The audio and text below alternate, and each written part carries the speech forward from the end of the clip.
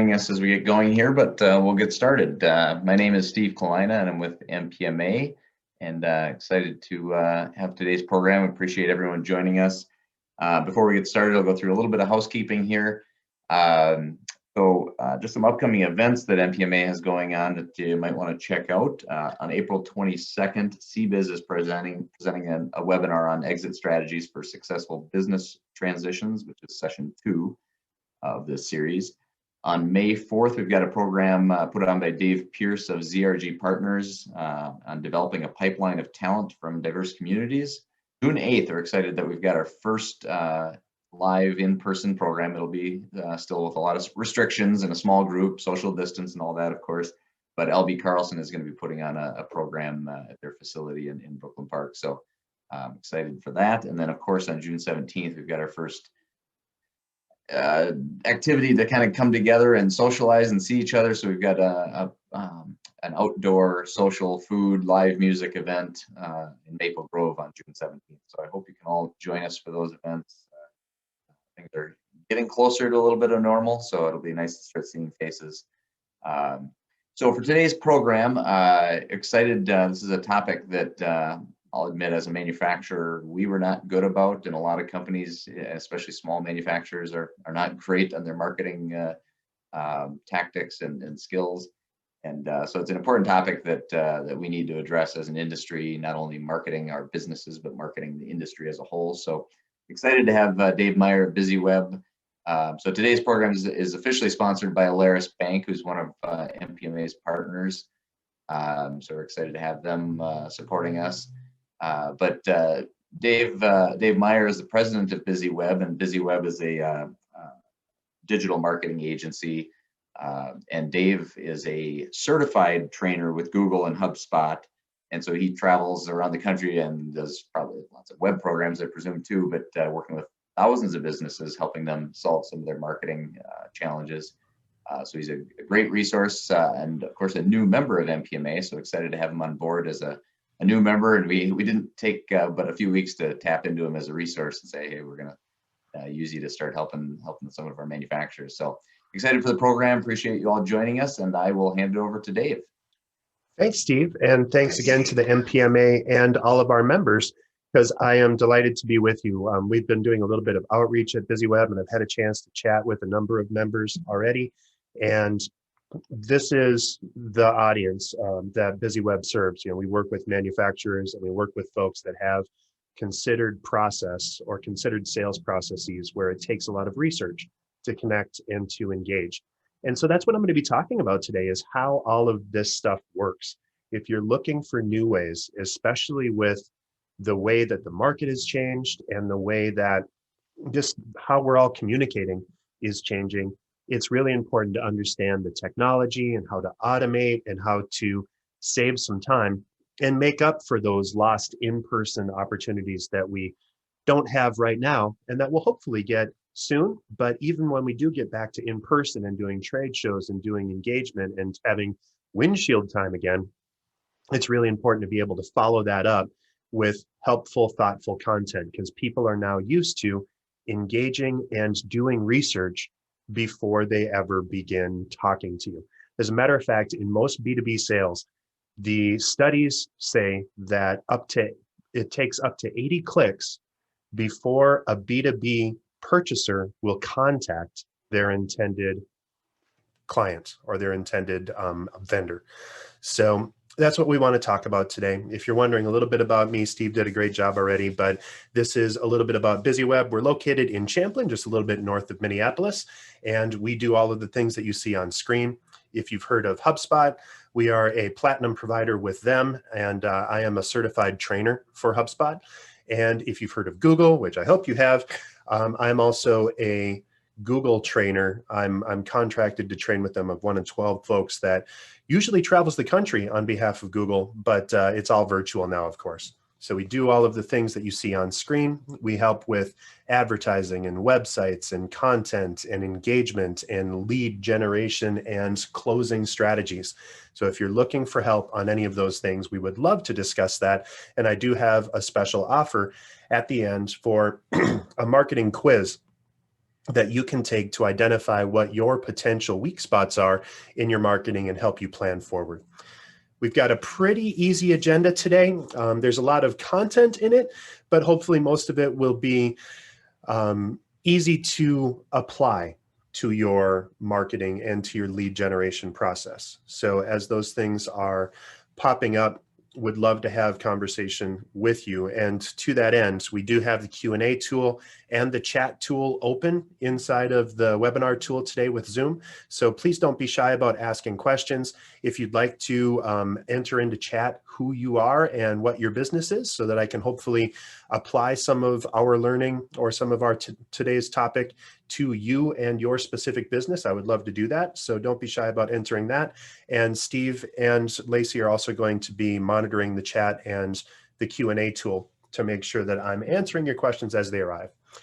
First, I'm going to go through inbound marketing, what it is and how it works. In a nutshell, we're trying to identify attractive bits of information to start conversations. And that's what inbound marketing is. It's the difference between standing on a corner with a bullhorn and engaging people in conversations in a pleasant setting. And then we're going to talk about how to automate all of those wonderful leads that you're getting to convert them into new deals. And I'm going to finally wrap up with some Q&A and some resources to help you dig deeper. Let's get started. Inbound, as I mentioned before, is one of the new ways that businesses have really pivoted, especially in B2B and manufacturing. The idea of not being able to just go to booths and go to expos and have conversations in person, and instead being sort of stuck with having individual conversations on the web is troubling for a number of manufacturers. But we found a few new ways to migrate the content and the data, and just by focusing on being as helpful as possible to as many people as possible. And so in traditional marketing, manufacturers tend to focus on just finding customers and blasting things out to as many people as possible, with the hope that sometimes people will pop into that funnel and kind of flow through as a customer. So we're trying to bark at people on the corner. We're trying to blast out with ads. We're doing email blasts to people. If you've ever been on one of those email trails, or if you've seen an email that is obviously not meant for you, but someone's just trying to get something in front of eyeballs, that's traditional marketing. And people are getting tired of being shouted at. Today's buyers are much more empowered. Everyone has all of the information that they need at the ready. We all have supercomputers in our pockets, and we can just say, hey, Google, hey, Siri, and go to the content that we're looking for. Our jobs as manufacturers and as marketers and sales teams is to be as useful as possible, so that when people find us, they're engaged. We need to adapt to users' evolving buyer behavior. Things are changing rapidly. Now, this was a massive change a year ago, and most of us have had a chance to at least catch up. But every time I have a conversation with any of my manufacturing clients or prospects, there's still a lot of confusion as to what do we do and how do we make this work and how do we get to the next step. So traditional marketing, marketer centric. We're just blasting out. We're not listening. We're just going la la la la la, and we're just shouting at people, hoping that they're going to get out there. This is where spam comes from. This is where people get a bad rap as salespeople because they're just barking and not listening. On the flip side, it's inbound is customer centric. When you're trying to engage people in conversation, you spend as much time listening as you do talking. And you take the opportunity to be as useful as possible by providing an encyclopedic base of knowledge toward what your customer is actually looking for. Our job on our websites, our job in our social media and email marketing, and our job in every conversation that we have in sales isn't to just talk about ourselves. It's to ask the right questions and solve the right problems. For Google, I give classes on SEO, or search engine optimization, the art of helping you rank higher on Google search results. The entirety of SEO can be wrapped up in this phrase: be as useful as possible to the people that need your services, before they know your business name.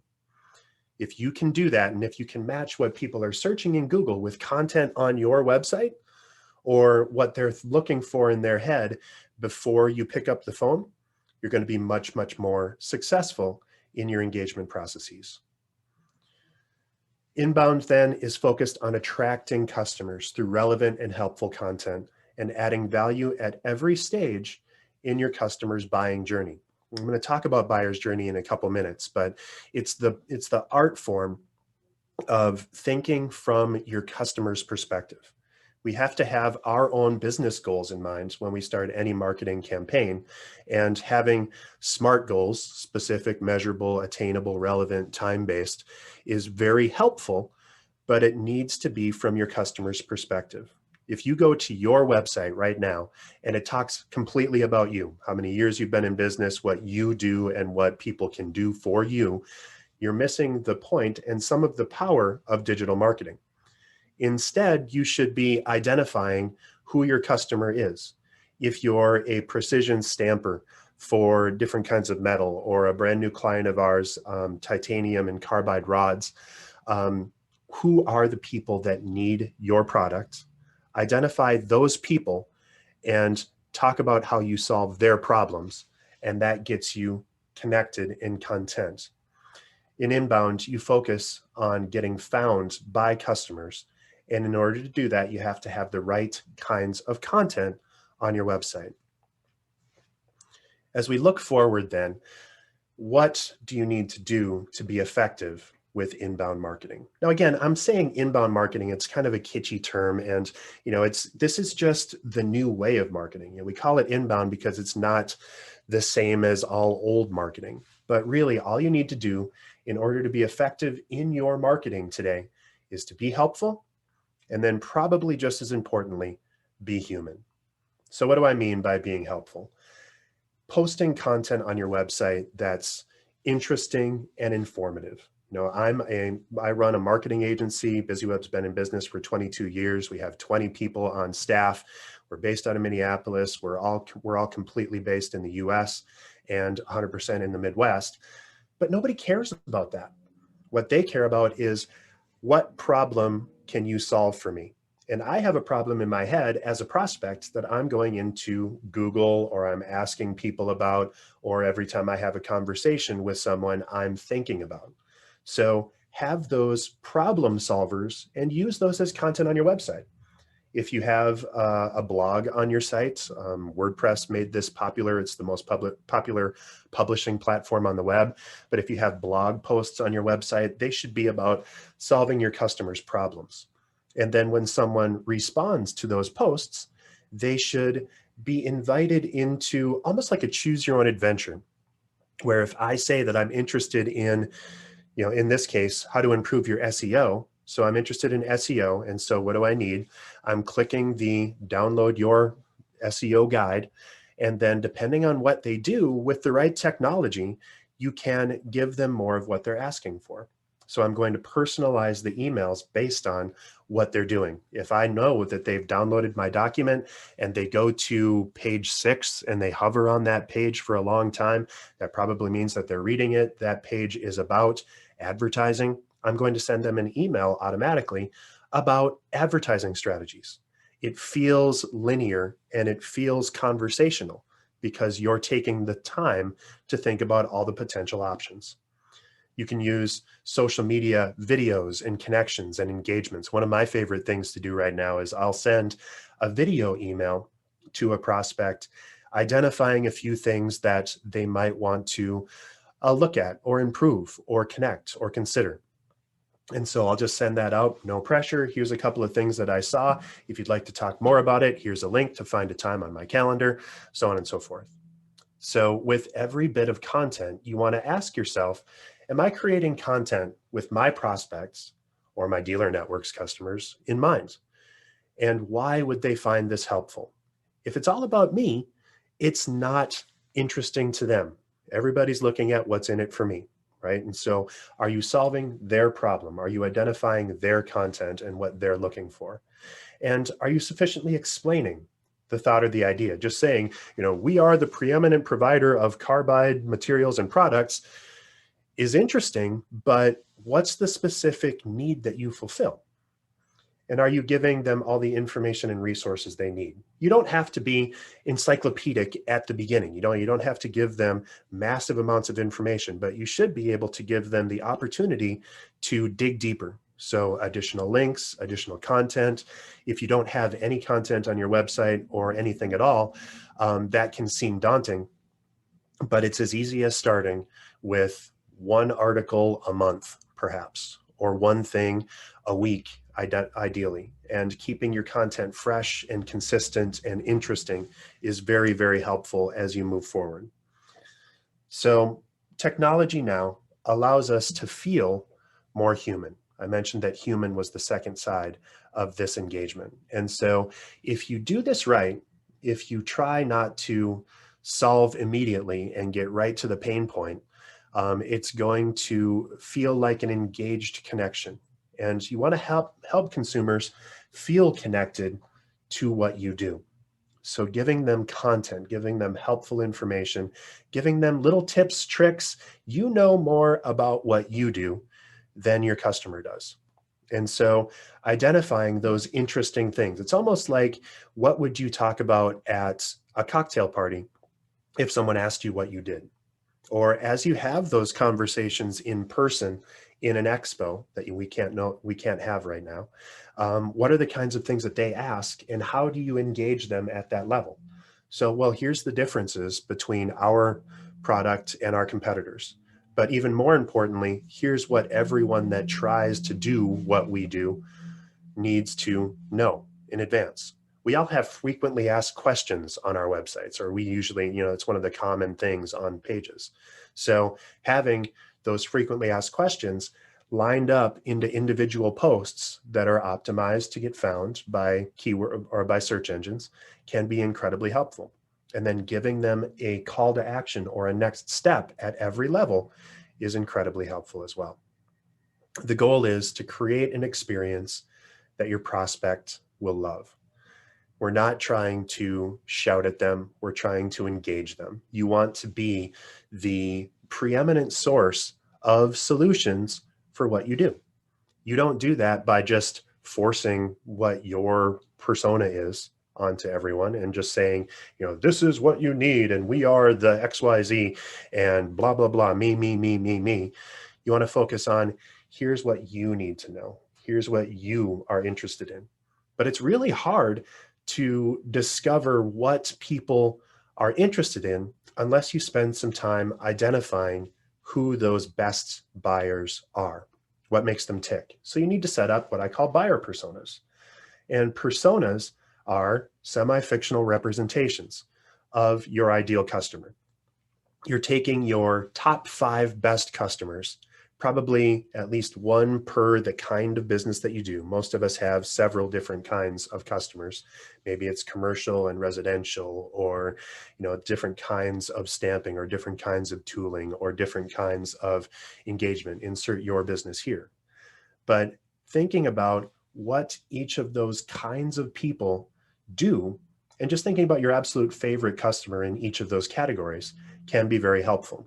I personally like to make all of my personas alliterative and related to the content or that kind of person is looking for. So in our case on the left, property manager Paul, right? So property manager Paul is looking for and interested in X, Y, and Z. This is what makes him tick. This is what he searches for when he's identified a need that I could help solve. And if you have a well thought out persona, you can almost start every email, every blog post, every ad as a letter to property manager Paul. And so think about what that person's interested in. Think about what they need. Think about what you can do to help them, and make sure that you have plenty of content around each of those areas. To do research, you just actually need to look at and connect with your actual customers. This is where Googling can come in, searching online, looking at what your competitors are doing, looking at what your actual customers tell you. There's great software that's easy and free that can help you do this. I have a software that includes survey tools inside of HubSpot.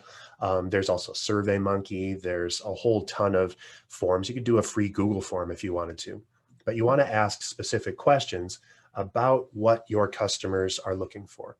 By role, what is their job role or title? Is it a purchasing manager? Is it a C-suite level executive, the chief operating officer, or the fulfillment officer, or maybe it's the revenue officer in that business? So what's their job role or title? And again, you can't fill every single one, but you want to be representative of what that ideal person is. In their industry, in their company, what do they do? And specifically, what are they trying to accomplish with what you do for them? You're trying to help them meet their needs. You're trying to help them solve their problems. And as they look at their challenges, what are the challenges? What are the barriers to having them choose you? But also, what are the barriers to them getting their job done?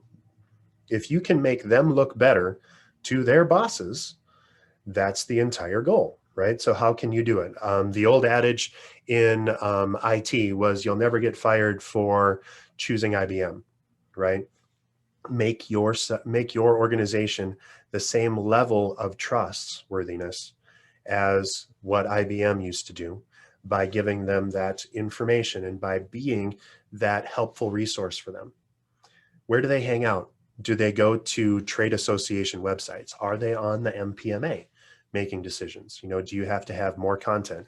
Big surprise. Why am I here presenting to you all today? Because I know that I can help a number of manufacturing businesses, and this is a fantastic place where businesses in this industry go to hang out and to learn from the best in the business. And so I want to be part of that conversation. And for shopping preferences, are these people on LinkedIn? Are they on Facebook? Are they on Instagram? Are they mostly emailers? Or do you have to get even more creative and maybe try in-person or snail mailers, you know, like actual paper mailers? You know, where are they integrating and where are they getting their information? Remember, it might take up to 80 clicks or 80 pieces of individual information in someone's research process before they pick up the phone or before they submit a form to have you contact them. By knowing where your customers are, that's going to help you to connect with them at every level. So in this case, you know, my brands and influencers, Susan McGuire is interested. She goes to Google, she looks at WebMD, she looks at, let's see, I don't know what that Serially Monthly is, but you know, what is their motivation? What is their content? Incidentally, I have a white paper. I'm not making it available as part of this, but you're welcome to email me at david@bizzyweb.com, and I'll give you the book on how to create a buyer persona. But knowing who they are is the first part in that buyer's journey. In order to have a completed, attention-oriented content journey with your customers, you need to think about what people do at every step of their interactive process with you. So what are they doing? How are they coming on? How are they engaging with you? Sometimes people are just going to go to your website. Sometimes people are going to interact with a sales rep via some sort of connected engagement. If you've heard of ABM or account-based marketing, it's the act of targeting specific logos or accounts. You know, I want to talk to the 5 people at IBM or the 5 people at insert your best customer business here that might be part of the buyer's decision and coming in and engaging with them. So as you look at the journey as a several step process, people start as strangers. And so what are the tools that are going to lead to getting connected with a stranger? Well, there's blog posts. There's making sure that all the content on your website is keyword rich. And keywords aren't just simple words, but they're common phrases that people are going to type in order to find you. And making sure that when people type those keywords, they're getting right to the goal of your business. They're getting right to what you can do for them at every step of the way. So having the things that you know people are searching for when they're having that situation, when they're having a conversation with their boss and they grab their computer and they open up Google to find you, what are they going to type? Social publishing on the networks. For most of us, it's going to be probably some brand or flavor of interaction on LinkedIn. There might be some Twitter, there might be some other social networks, but you have to be realistic as to what you're going to get, because especially with the more social of the social networks, the Snapchats, the Instagrams, TikTok, or some of those, if anyone's using those, I'd be really curious and interested to hear if anyone is using, especially TikTok, in their B2B manufacturing marketing, because it's a pretty untapped market right now. But that's also because you need to know where your people are. LinkedIn tends to skew much higher, tends to skew into the decision makers inside of businesses. So it's the C-suite, it's the folks that are corporate enough that they're engaging. So if you're trying to target someone on a manufacturing line that's connecting and making the decision in the moment on which tool to recommend to their bosses, then you might need to go a little bit younger in your engagement process. So as people go from strangers to visitors and get into the convert process, you're going to have ways to attract and engage that content. We've gone from simply being interesting and something that's going to be worthy of a click by having interesting headline grabbing stuff, to giving them what they're looking for and giving them that next step inside of every process. So that's a good form. And forms on websites, a lot of people try to do too much with a form at the beginning. You need to ask just enough to get them to the next step in your process. At a minimum, you need their email address, right? So that you can connect with them and give them what they're looking for. But you may want to ask a few pre-qualifying questions.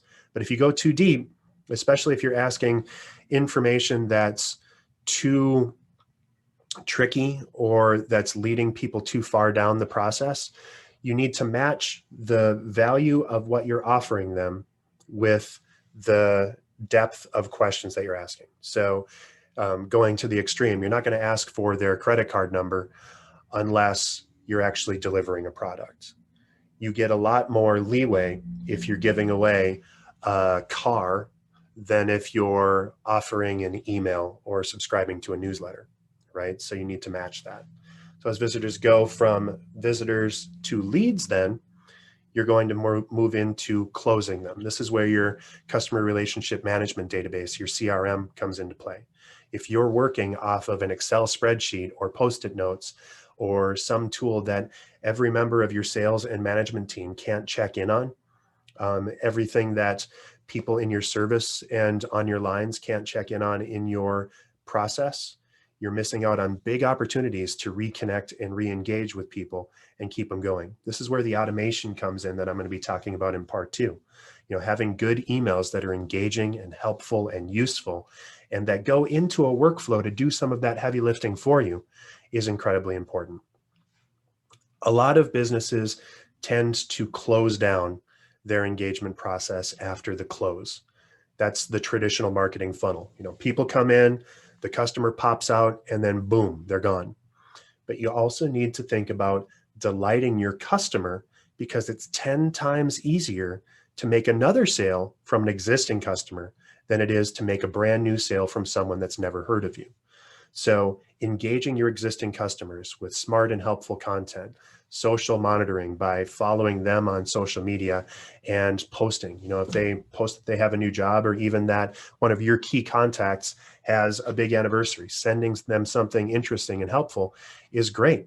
Having customer surveys where you're asking them, how happy were you with our production or with the service that we've offered you? And then if they're not happy, get right to that. If they are happy and they respond, thank them for that. And you want to continue to close the loop. And that changes it from a funnel to a flywheel. And I'm going to talk about that a little bit as well. The big things that you need to think about as we're looking at content are, what kind of content would my prospects find helpful? Am I giving my people all of the information and resources they need? And am I following up on their terms? And am I adding value at every step of this process? And there's so much that goes into this. You really need to keep focusing on who you're reaching and what they're looking for. I mentioned this before, but you really need to think about the differences between the old way of marketing, shouting out to people, hoping that a few people fall into that funnel, getting them into the sales process, and out plops a customer never to be seen or heard from again. And the difference to that is a flywheel. So you're thinking about attracting and then engaging and then delighting that customer at every step of the way. So in a flywheel model, which is an inbound kind of marketing metaphor, people are going on the outside from strangers to prospects to customers to promoters.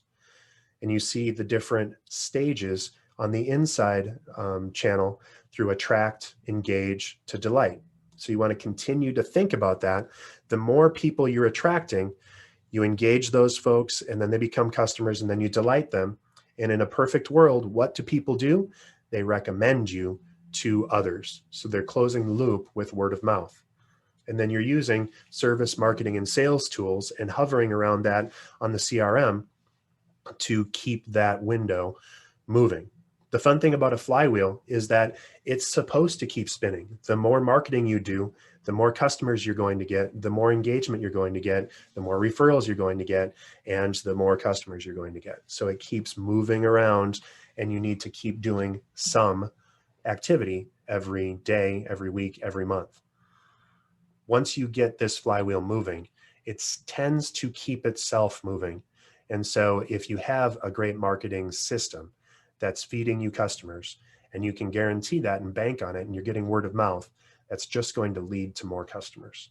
So inside of Attract, having ads, videos, blogs, inside of Engage, those lead flows, those conversion metrics, having great landing pages. You can even do conversational bots here. HubSpot has a great tool for that. This is where the marketing automation that I'm going to talk about next comes in. And then delighting, giving them content, giving them automatic surveys and say, how did we do? Recommending them other things, saying, we know a lot about you. Here's a buy one, get one, or if you refer a friend, you get something or whatever. That can be incredibly helpful.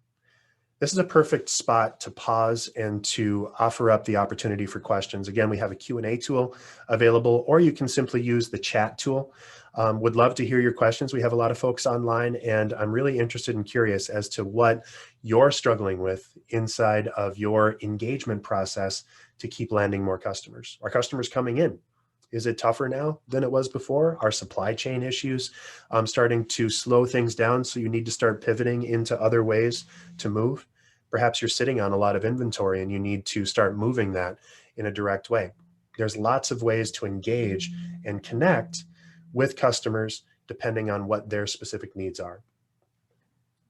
Dave, one thing I've seen for me personally, I dealt with a lot of customer base over the years and had a lot of fantastic relationships with individual people that were buyers, but they still got to know us as a supplier. And so this isn't so much on the marketing, but so much more so, well, it is the marketing, but it was a transition from buyers that we knew and had relationships with to more corporate purchasing. So whether it's with existing clients that now you're still trying to continue to sell to, or you're trying to land new clients, but so many, especially the larger OEMs, are going to more corporate purchasing where they don't typically get to know their supply chain as well. They are looking, they're even using third parties to do, RFQs and things like that. So right. How do you engage with someone like that, a corporate buyer who really has no interest in getting to know you, and they're not buying based on their preferences, they're buying based on, their requirements, their bonus incentives, their whatever else that the corporate focus is? The easiest way to meet that specific kind of need, if you have a corporate buyer, again, they're a step removed. Maybe you had a relationship with that customer, but then they handed it off to the buyer for the next sale, is to think about what that buyer needs, right? So their needs are slightly different, probably slightly more general and more tactical than what your buyer at the first level was. Right. So you need to think about they're looking at margins, they're looking at, cost per unit, they're looking at the time to turn and how quickly you can deliver. And so leading with some of those things can help bolster your case with folks that are making the decisions more based on numbers, right? So you don't want to forget about your original customer and about the original way that people are finding you, because there's still people out there that are looking for that. But as your market changes and as you start seeing, here's where this customer came from, here's the engagement that we got, having a very detailed tactical form that people can fill out to get a immediate request for quote filled out and connected can be incredibly helpful. So that's the easiest way. And thanks. That was a great question, Steve. And I really like too how you laid out those buyer personas. I mean, we all know we're supposed to know our buyer, or know our our customers, right? I mean, but usually we look at it more of a philosophical sense and like, okay, well, I'm looking for this size company or this type of product needs and things like that. Whereas you lay it out as more of a personal, real touch, which I like, because like, to your point, I mean, knowing your customers, well, yeah, you might need to know that corporate buyer and what makes them tick, or what, I mean, even I mentioned bonus incentives. Well, not that you want to cater to that, but there's some way you can maybe market things differently or price things differently so that it incentivizes them. But also, one thing I found always was that sometimes if you really get, let's say, the engineer or the engineering department or the R&D department to really buy into what you're selling, and then they can go to the corporate purchasing people and say, I don't care what your system says, we need to use this supplier. And so understanding that not only the individual buyers, but the structure of the organization, and then kind of who has the authority, and understanding that way too. So I like the way you laid it out, understanding the people rather than just the customer. Yeah, I mean, giving your buyer the tools that they need to go to bat for you with the purchaser is going to be incredibly helpful. So, maybe it's not just per unit price, and note, or you've heard back from your existing customers, maybe you did lose a deal and then they came right back to you because they realized that the error rate went way up and the tolerances were too low in order to have a useful tool, right? Or in order to have a useful solution. So focusing on that and going right in and saying, here's what we know, and we are the best way to cut the overall cost of purchase by removing the error rates, or removing, whatever the rejection rates or whatever, right? So having all that in there and giving your customer the tools to, again, go to bat for you and to automate that so that they can find that information, maybe finding the ratios, maybe finding the tolerances and the things that you need to do. One of our manufacturing clients has the Bible, the Red Book of manufacturing tolerances inside of different kinds of metals. So for different stamping types and forging different metals across different spectrums, here's what you can expect that material to interact with other things. So incredibly helpful. We give them that tool, and then we know what they're looking for. We also know that they went over to the carbides page and they were looking at aluminum stampings, or they were looking at, printed circuit boards or something else right inside of all of that. And we're going to give them more of what they're looking for.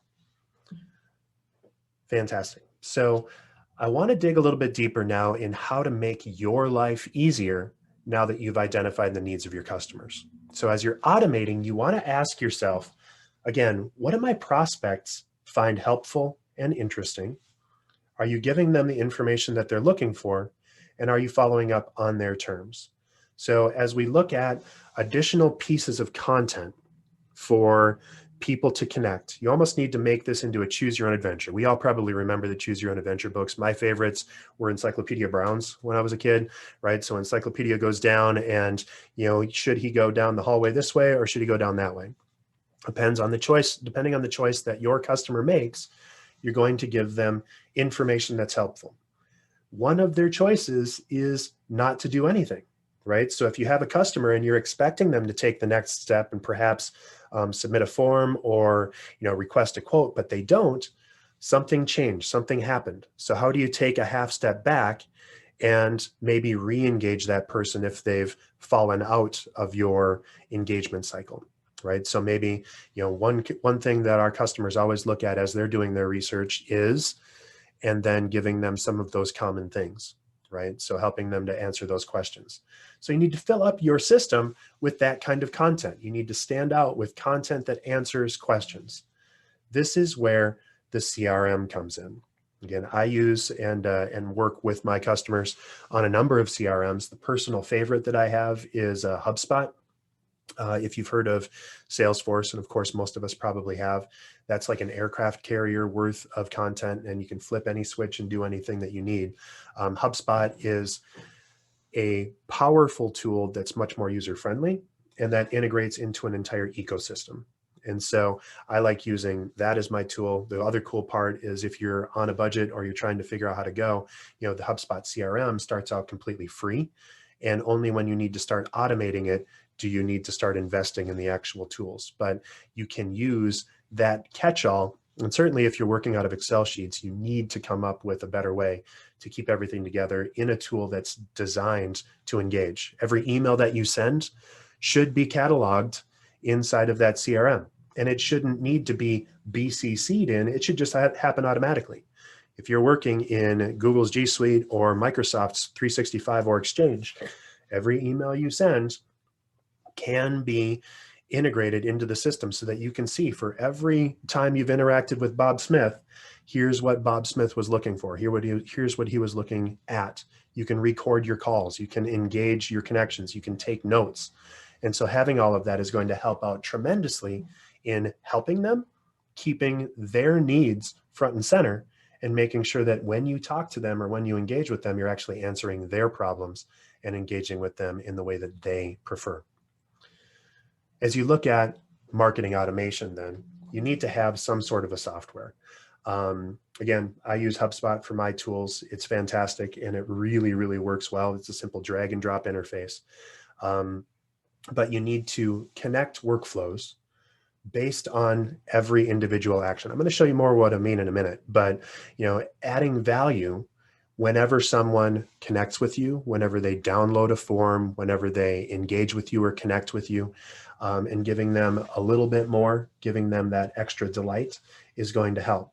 And as a side bonus, if you're using the right tools, you can actually score those interactions. So if someone visits my website, that's maybe 1 point because that's great and anybody can visit my website. But if they go to the specific product page on my website, that's a few more points. And if they go to the contact form, or if they download something, or if they download a white paper or attend a webinar, I know that they're really interested in what I'm doing. And so I'm going to give them a higher score. You can have it automatically trigger your sales team that as soon as a person gets so interactive, say they visited your website 2 times, they've attended a webinar, and they've opened 2 of your emails, or maybe just 1 time they've opened that same email 5 times, that's a strong sales signal. And so you want to automate to give your sales team the information that they need to do a helpful outreach. It should ping them, give them a task and say, Mary Smith just looked at this page 5 times. She's really interested in our precision stampings. We should give her a call. So what does that look like? First, of course, you need to have landing pages that help. This is an example of one of our landing pages on the differences between traditional web design and a more collaborative process to continually update your website over the course of time to save you money and get you drastically better results. Well, if you fill out this form, it's very simple. I need your name, your email, your phone number, and your website address. And then a simple button. How long has it been since you've redesigned your website? Not sharing any trade secrets there. Well, that's going to lead them to the beginner's guide to digital marketing in this case. And then from there, we're going to get them into the process, into our machine. I know how many views that landing page has received. And so over that space, 194 views, 31 submissions, which got me 22 new contacts. That's just telling me how effective that page is. And if I'm seeing low numbers there, I can start improving that. Maybe I'm asking too many things on that landing page, and so my numbers are low. So I want to be much more focused. In Marketing Geek speak, we call these calls to action, or CTAs. So if you just have a single blank page that says you're missing out, click here now, there's a much higher likelihood than if you give people 5 different clicks and 5 different things that you're asking them for. So making sure that you're very specific. From there, you can direct and look at how many submissions, how much traffic, how much each of the tools that you use inside of your marketing is directing content and traffic. I just started this one. And so actually, this is actually a dummy one. So there's no data on it, but I can see how many people are searching on Google, organic search, how many people have reached us via paid, and how many people have reached us via social media or referrals. And then I can look at that and see what the actual numbers are. So now we're back into real data. 91 views on direct traffic, 16 on social media. So social media isn't helpful as much, and they're less likely to convert at 50%. But paid search is actually turning me back 73 views and then an 80% submission on the clicks inside of that page. So when I can get someone to click, they're much more likely to turn into that next step. So that gives me usable data that I can take and actually improve. And that all leads into the contact record. I mentioned with the CRM, this is the kinds of things that you're going to see inside of a good CRM. This is of course HubSpot, but I can see all my contact information. I can see all of my activity. I can see information about my company, the deals, the things that I've done with them, and I can take notes, grab emails, look at calls, all inside of that. And once you know about them, you can keep automating with those workflows. So again, this is a simple drag and drop process. For my first one, if they filled out the form, then I'm going to set them to a marketing qualified lead, which is pretty much just an internal notification to my team. I'm going to give it to one of my sales team, in this case, Trigvi on my team. And then I'm going to send an internal email notifying that someone has filled that out. I'm going to wait for a couple of days, and then I'm going to send them another email based on what I know that they did. Now I can decision tree this out. So if they don't open that email, then I can send them a backup message that says, you know, for a lot of folks, we noticed that some other problems that they're having are X, Y, and Z, and giving them more opportunities to take a bite at the apple to connect. Or if they do fill out the form, or if they do take the step that we intended, we're going to keep moving them down the sales process.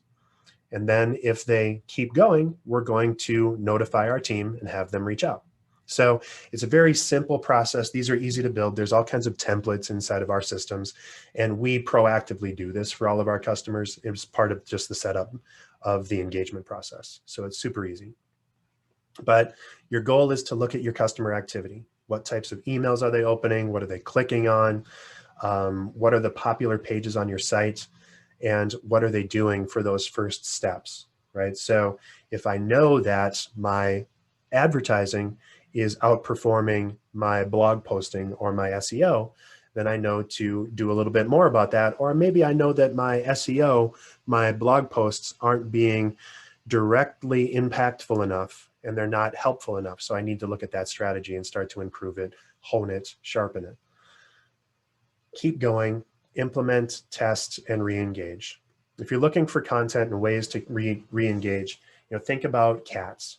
Have the right content, make sure that it's targeted to the right audience, make sure that it's set up at the right time. This is time of the day, time of the year, time in your sales cycle. If you go right to the closing email, or if you try to close right away, that can turn off your customers. Maybe they're still in their research process, and if you push too hard, they're going to back away and say, well, they're only in it for the money, or they don't understand me, right?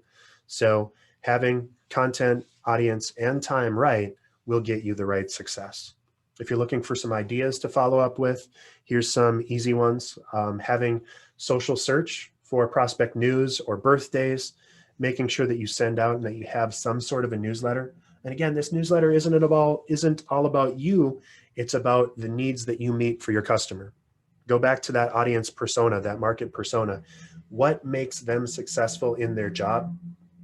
Give them tools to succeed in their job, and they will reward you with traffic and eventually business. Set reminders to stay in touch. You shouldn't have an active deal or a lead go cold for anything more than a few days. And remember that in any sales process, it's the persistence that closes the deal. Sometimes it takes up to 7 or more touches. I've seen up to 40 touches that it takes in order to get to a closed deal. The more engaging, the more customer-centric your audience and your content is, the better off you're going to be and the better you're going to see results. Having useful news, you're the expert in your field. Make sure that you're giving them the things that you wish they knew or that would help them make a better decision, and they'll reward you again with content. If you have target prospects that you're trying to reach, write a recommendation for them on LinkedIn or just invite them to upcoming events. Linda says, I tend to avoid filling out landing page questions. I just leave the page. How do you reach this type of potential customer? So for folks that go to landing page questions, or if you complete the action of going to the landing page and clicking, but you're not interested in giving more content, that's going to give you a number of signals. So if you see that there's a high bounce rate on your landing page, that's probably exactly what Linda is seeing, where she's getting there and they're like, I'm not going to answer these questions. It's just not worth it. The juice isn't worth the squeeze, right? And so you need to make that a little bit lower the barrier to entry, and just say, all we need is your email and here's what you're going to get. Consider bolstering with video and giving people just a conversation, perhaps with an executive, maybe the owner or CEO, to say, we care about you and your business. If you take this step and fill out this form, here are the things that you're going to get from us. Remind them, we're not going to sell your data. We're not going to do any of this stuff. You know, if that's part of the process, or if you see that that's part of the issues, ask your best customers what went into their research process, and make sure that you're answering those questions and giving them that information on those landing pages. Think about the AIDA model. So as you look at your content on your website, as you look at your content on your landing pages that are designed to get people to the next step, you want to earn their attention. So you have to be interesting enough to get them to click on that page. And then you have to have relevant enough information so that they're willing to go deeper. On average, people only wait 3 seconds on a page before they start getting antsy and they move. If your website is slow, and if it takes 7 seconds for your page to load, the likelihood that people will actually wait those 7 seconds before they're going to click goes down to almost zero. After 3 seconds, every additional second, you lose about 10 to 15% of your total opportunity in market. So if you have a 7-second page, your likelihood that people are going to complete and click goes down to about 10%, over 90%, right? If it takes less than 3. Desire, what is this and how can you address what that person actually needs? This is where it goes right to giving them the information that they're looking for at exactly the right time, and then action. So how do you earn people's trust? You collect their email addresses the right way. You don't want to buy lists. You don't want to give them something or try to trick people into clicking. Be very straightforward when they're signing up. Here's what we're going to give you, and meet that need. Make sure that you're cleaning up your contact database. If people are unregistering or disconnecting, make sure that you're valuing that and honoring that request. All content needs to be useful, engaging, visual, and ideally emotional to get people to the next step. We're getting a little short on time, so I want to get through these next couple of slides, and then we have some more time for questions. So make sure that you're measuring your marketing. If you're not measuring, you're not marketing. So take the time to rank your deals. Look at what's working. If you send out a blog, take the time to note if that blog actually did anything for you. If you did an ad, this is super easy. Google ads in particular, LinkedIn ads, all of the others help you target exactly the right people at exactly the right time with exactly the right message. But you want to make sure that that money that you're spending on those is giving you something.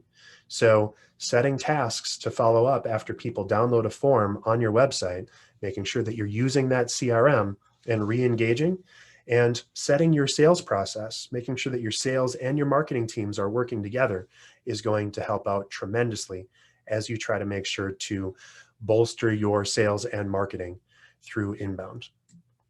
In summary, you want to think about all of these things. Be as useful as possible to the people you're trying to reach and give them what they're looking for from their perspective. Automate to save time, focus on your high value interactions, and then again, test, measure, and learn. I do want to leave, and I'm going to pause on this page while we take the rest of our questions. This is the marketing quiz that I promised you before. Super easy. It's only going to take you about 5 minutes, but it asks, what are you doing? And then as a result of that, we're going to give you some immediately usable next steps and recommendations to improve your marketing. So if you don't have the right SEO on your site, I'm going to give you some tips on how to improve the search engine rankings or your rankings on Google. This is super easy. We're not going to spam you as a result of this. As I mentioned, it's important to be as helpful as possible and never spam. But if you're looking at that, go to BizzyWeb.com/marketing-quiz. I do want to open it up for a few more questions. And Steve, I don't know if you guys had any. I'm not seeing any on the tools yet. But Linda, thanks for your question, and I really appreciate that.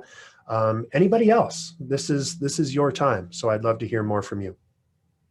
So a couple questions, and anyone else can chime in here if they've got additional questions. But on this quiz, I'm curious because my little yellow flag goes up saying, "Okay." I get to Linda's point. It's like filling more information, and I'm sure you're a smart marketing guy. This is your way to kind of engage with someone. But I'm just curious for this quiz. And you kind of gave a general example of an SEO suggestion, but can you give an actual, like, literal, like, what would a response sound like? So that, is it something, I mean, you said it's something I can use as a kind of a takeaway, but literally, is it something I could say, all right, IT guy, do exactly what BizzyWeb just told us? Exactly. That's what it does.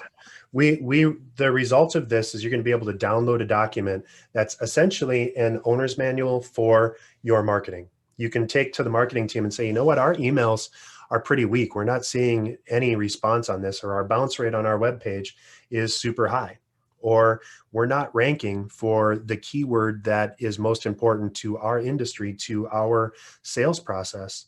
So here's some things that we should look at. We should do more posts. We should consider another thing.